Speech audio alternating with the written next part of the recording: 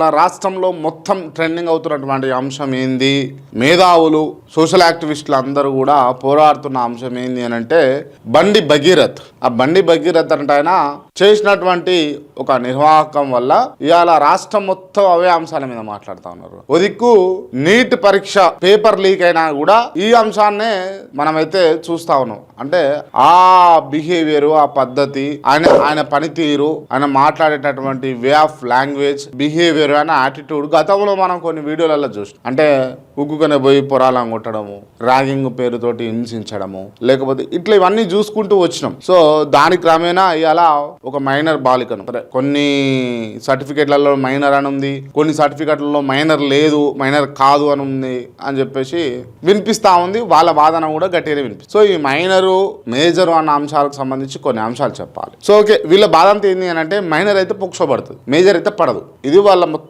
మొత్తం స్ట్రాటజికల్గా వాళ్ళకు ఉన్నటువంటి మెయిన్ ఎజెండా.